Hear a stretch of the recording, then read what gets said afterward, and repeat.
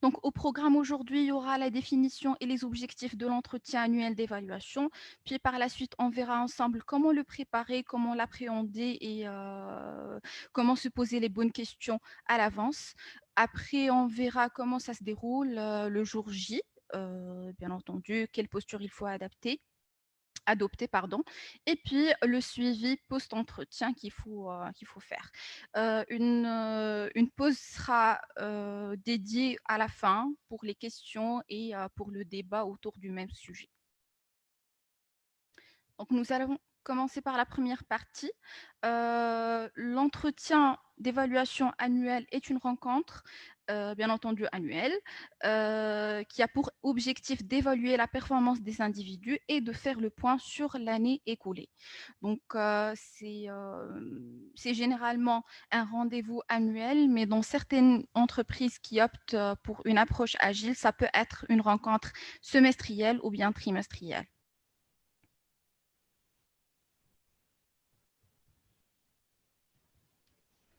Donc, excusez-moi, les objectifs de cette rencontre.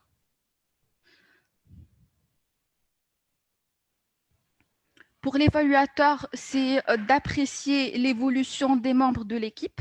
Donc, ça permet à l'évaluateur justement de voir chaque personne et discuter avec elle de certains points qu'on va évoquer par la suite, de réajuster les objectifs de chaque membre de l'équipe, de proposer des pistes d'amélioration et d'évaluer l'engagement du collaborateur, de ses compétences, de ses lacunes, des pistes d'amélioration. Pour un objectif final justement d'optimiser l'efficacité individuelle et collective des membres de l'équipe. Pour l'évaluer, bien sûr, il y a des objectifs. Le premier est de faire le point sur les objectifs fixés pendant l'année précédente, analyser ses forces et ses faiblesses et avoir un feedback sur ses réalisations et son évolution. Comme on sait tous, généralement, au cours de l'année, on a rarement l'occasion d'avoir un avis neutre de notre hiérarchie par rapport à nos réalisations et notre évolution au sein de l'entreprise. Donc, c'est une occasion privilégié justement pour avoir ces éléments et pour se booster dans l'avenir. Donc, il s'agit aussi de proposer des actions pour s'améliorer davantage, que ce soit des formations ou bien demander un encadrement ou autre qui pourrait vous aider à briller dans votre poste et par la suite, éventuellement, négocier une revalorisation de salaire. Donc maintenant, on va voir comment préparer l'entretien annuel d'évaluation. Donc, il s'agit de dresser, enfin, pour le préparer déjà, ce qu'il faut savoir, c'est que généralement, on vous informe une semaine minimum à l'avance. Si on vous donne ce délai, c'est sûrement pour vous préparer, pour faire un travail d'auto-évaluation à l'avance. Donc, il s'agira de se poser les bonnes questions afin de pouvoir répondre à 5 grandes lignes. Donc, tout d'abord, dresser un bilan global de votre année. Il faut dans ce cas faire la différence entre ce qui est qualitatif et ce qui est quantitatif. Et bien entendu, présenter et mettre en avant les bons chiffres, c'est-à-dire tout ce qui est en relation avec le taux de votre réalisation des objectifs, ce qui vous a plu dans l'année, ce qui vous a pas plu. Donc, c'est une image, on va dire, c'est une capture globale de votre année écoulée. Donc après, il s'agira de lister vos principaux progrès et vos difficultés au cours de l'année écoulée, c'est-à-dire tout ce qui est en relation avec les obstacles que vous avez rencontrés pendant toute cette année, les réalisations que vous avez pu avoir et vos progrès pendant cette année. Après, il faut aussi avoir les éléments qui sont relatifs à vos compétences par degré de maîtrise et d'expertise, de façon bien entendu objective et tout en s'appuyant sur des exemples. Par la suite, il faut identifier vos pistes d'amélioration en toute objectivité, définir votre projet professionnel à court et moyen terme. Donc là, il s'agira de de dresser à votre interlocuteur l'image que vous voyez de votre évolution par la suite.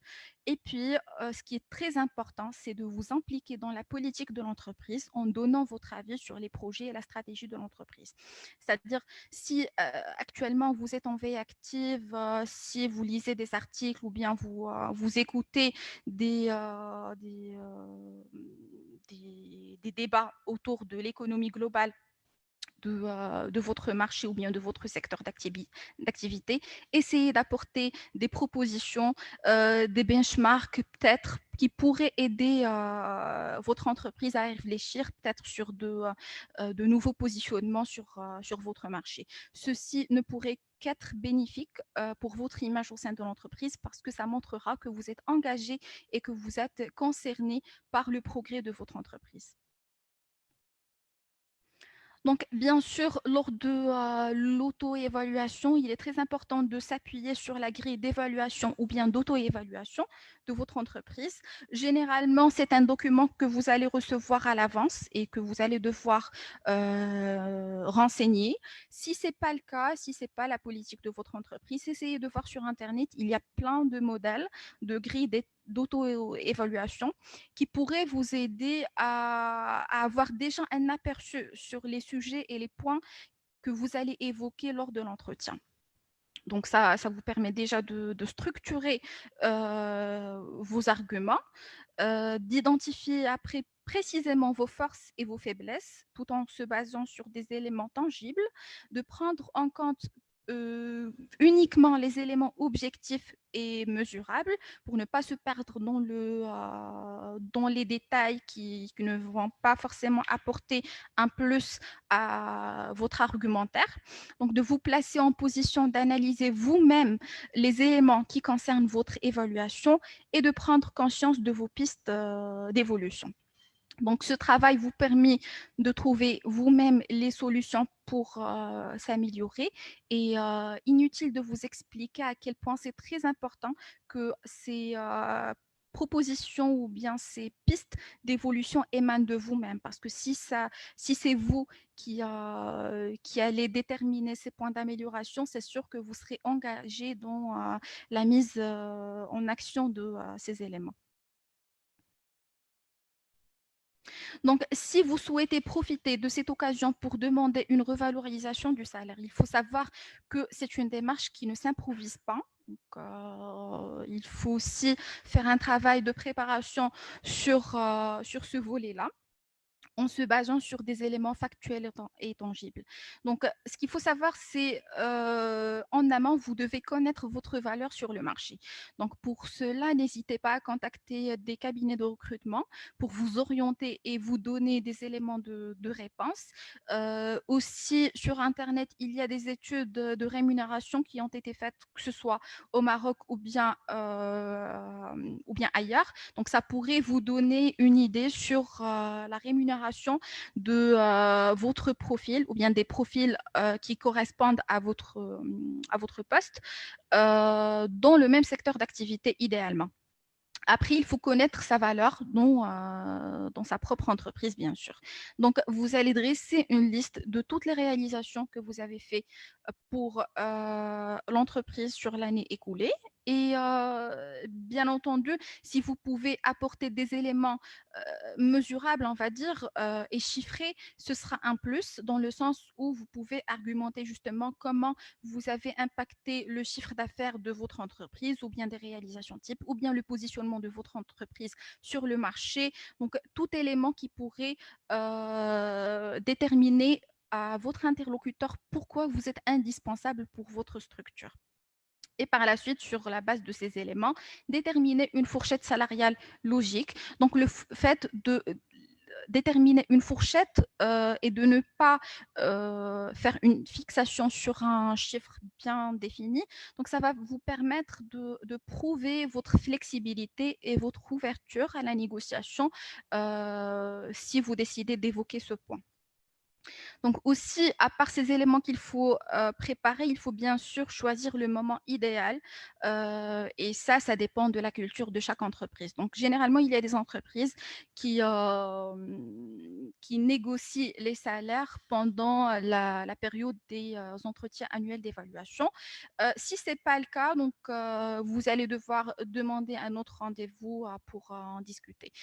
Ce qu'il faut aussi savoir, c'est que si vous êtes susceptible et si vous aurez tendance à qualifier le degré de réussite de cet entretien en fonction de l'acceptation ou pas de votre demande de négociation de salaire, il faut éviter d'aborder le sujet pendant l'entretien d'évaluation annuelle pour ne pas dénaturer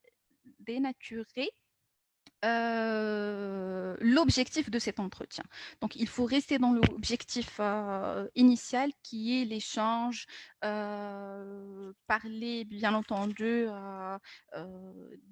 des opportunités, des obstacles rencontrés, des objectifs, des pistes d'amélioration pour justement ne pas sortir déçu de l'entretien alors que vous avez abordé plein d'autres éléments très intéressants. Donc là, on va parler du déroulement ou bien du déroulé de l'entretien annuel d'évaluation le jour J. Alors, tout d'abord, il est très important d'avoir une posture professionnelle. Qu'est-ce qu'on entend par posture professionnelle? Donc, il ne faut pas être trop dans la spontanéité et la décontraction, c'est-à-dire cette posture va montrer que vous êtes désintéressé par rapport à l'objectif de cet entretien. Par contre, si vous êtes trop tendu et stressé, donc vous allez refléter une image de non-maîtrise du stress, donc, votre interlocuteur comprendra que vous avez du mal à gérer votre stress. L'idéal, c'est d'avoir une posture naturelle, c'est-à-dire ne pas en faire trop, et concerné pour montrer votre intérêt par rapport à cet entretien. Aussi, il faut adopter une attitude positive et consensuelle. Qu'est-ce qu'on entend par ça? C'est justement de voir cette opportunité, ce rendez-vous comme une occasion positive pour s'améliorer, pour aller de l'avant. Donc, ce n'est pas une occasion où on va vous faire des critiques ou bien des remarques contre votre personne. Loin de là, il ne faut pas le prendre personnellement. C'est une étape clé pour aller de l'avant. Et de ce fait, il faut éviter la susceptibilité ou d'être à la défensive. Il faut être à l'écoute, c'est-à-dire laisser votre interlocuteur s'exprimer avant de répliquer, accepter ouvertement les remarques et les critiques. Bien entendu, on verra par la suite comment vous pouvez argumenter. Vous devez faire preuve de faculté, pardon, de remise en question. C'est-à-dire si vous attaquez, si à chaque fois quand vous présentez des remarques ou bien quand vous faites des critiques, vous allez dire ah non, j'ai pas fait ça, c'est pas comme ça, c'est autrement. Donc vous aurez donné l'impression à votre interlocuteur de ne pas vous remettre en question en amont. Dans ce sens, il faut considérer les critiques comme un moteur d'amélioration, c'est-à-dire ça va vous booster, ça devrait vous booster pour trouver peut-être soit vous-même les actions d'amélioration, soit en commun avec votre manager. Et bien entendu, il faut bannir les attitudes extrêmes, tout ce qui est agressivité, ironie, désintérêt, le fait de fuir votre interlocuteur du regard, de jouer peut-être avec votre téléphone ou bien avec votre stylo ou bien dessiner sur un papier. Ce sont des attitudes à bannir complètement lors de l'entretien d'évaluation. Donc, pendant cette occasion, il faut aussi convaincre votre interlocuteur que vous êtes force de proposition et vous devez faire preuve de proactivité. Donc, quand vous êtes proactif, c'est-à-dire vous apportez des propositions d'amélioration et vous pensez solution à chaque fois que vous allez aborder un obstacle ou bien des lacunes. C'est-à-dire vous n'allez pas vous arrêter à présenter les obstacles ou bien les problèmes tels qu'elles sont, mais plutôt évoquer justement des propositions pour apporter les solutions nécessaires. Par la suite, donc, ces éléments vont donner une bonne image à votre interlocuteur dans le sens où ça va montrer votre lucidité, votre engagement dans la politique de l'entreprise globale et dans l'amélioration de votre équipe ou bien de votre entreprise. Et ça va aussi montrer votre volonté de participer au développement de l'entreprise. Il faut finalement savoir répondre de façon réfléchie et constructive. Et là, on revient au point des critiques que j'ai abordées tout à l'heure. Donc, il faut savoir que la critique n'est pas une sanction. C'est pas contre vous. Donc, on parle justement de critique constructive. C'est une critique qui vous permet de vous remettre en question et de vous améliorer. Donc, dans ce sens, il faut accepter les reproches, en assumer la responsabilité, bien entendu, si ces reproches sont justifiés. Profitez de son recul, du recul de votre manager, justement pour avoir des conseils et un retour d'expérience, et demander une assistance ou une formation si cela est nécessaire. Donc, une formation, ça peut vous aider à améliorer vos connaissances et vos compétences dans votre poste. Une assistante, c'est dans le cas où, par exemple, vous êtes sous-staffé dans l'équipe et que cela impacte directement le taux de réalisation de vos objectifs. Donc, il n'y a rien de mal à demander l'assistance nécessaire. Donc, en cas de désaccord, c'est-à-dire si par exemple vous évoquez des sujets, notamment dans la phase où vous allez évoquer le plan de vos objectifs pour l'année à venir, si vous n'êtes pas d'accord sur certains éléments, vous pouvez demander un délai de réflexion pour prendre le recul nécessaire. Donc, ne pensez pas que c'est mal vu, au contraire, ça montre que vous souhaitez prendre le temps nécessaire pour penser à ces sujets parce que ce sont des sujets qui vous concernent.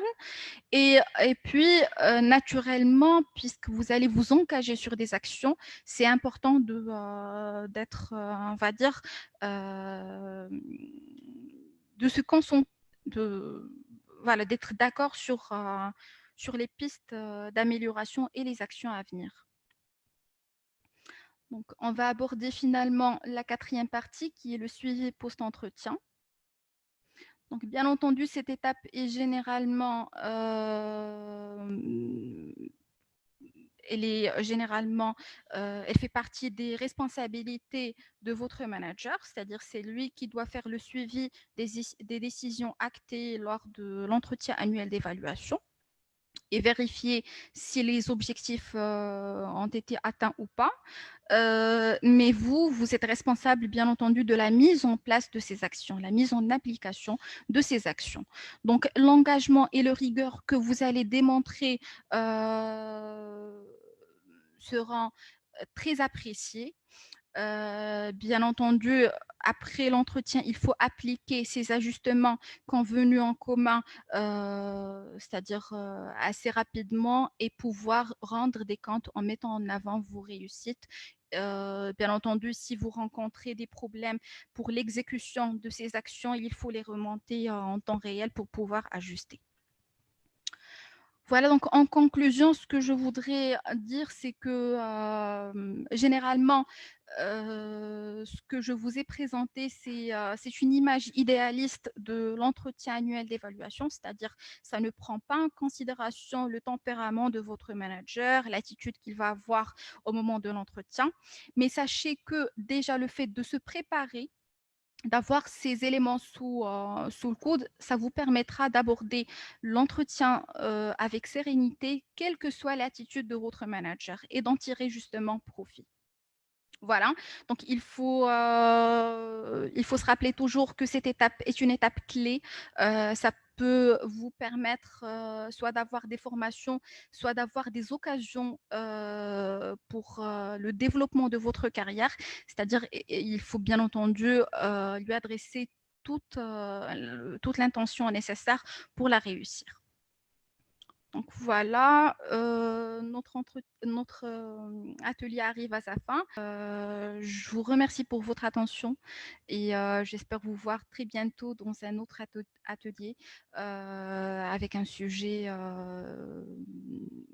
toujours du domaine du recrutement ou bien de la vie d'un salarié au sein de l'entreprise. Merci beaucoup de votre intention.